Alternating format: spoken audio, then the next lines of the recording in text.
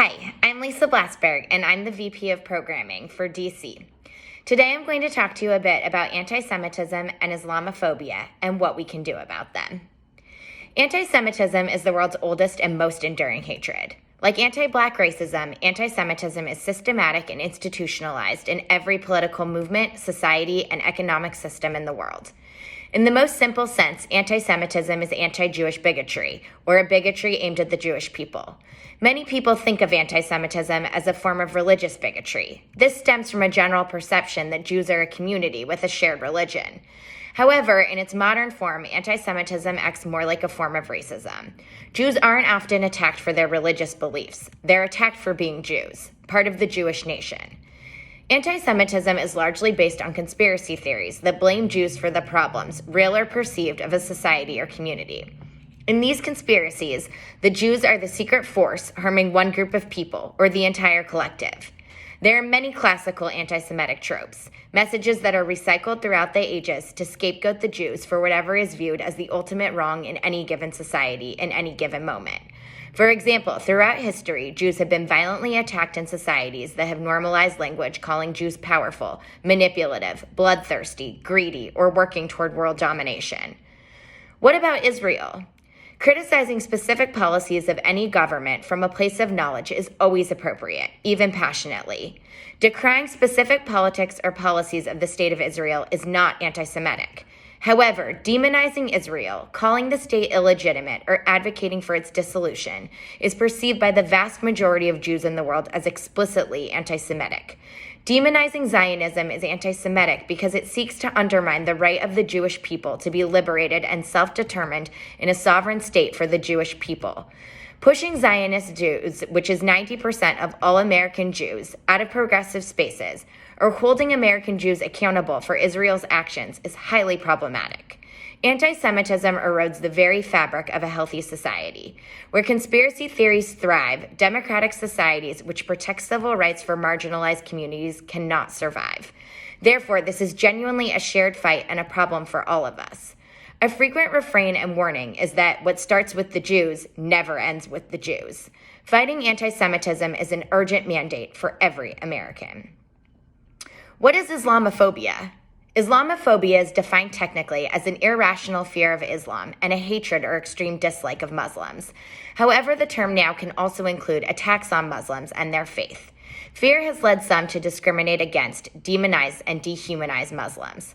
Political terrorism, globalization, and social media have led to negative attitudes, violence, harassment, discrimination, and stereotyping of Muslims.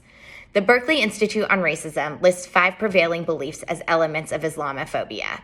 They report that Islam is often seen as monolithic and unable to adapt to new realities, not sharing common values with other major faiths, an archaic, barbaric, and irrational religion inferior to the West, a religion of violence which supports terrorism, and a violent political ideology.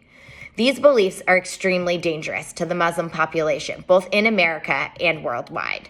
In America, Islamophobia manifests on a person, interpersonal, and institutional level, which negatively impacts the nearly 3.5 million Muslims living in the country.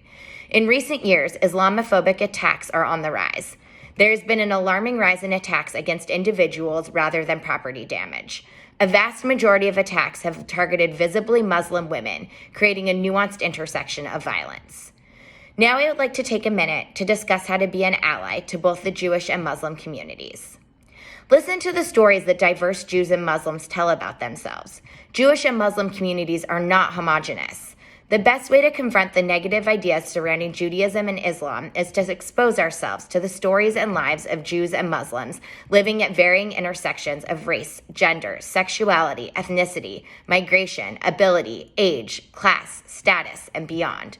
Words matter. Consider the language you use when referring to Jews and Muslims or Jewish and Muslim communities in our homes, workplaces, community spaces, and within our institutions.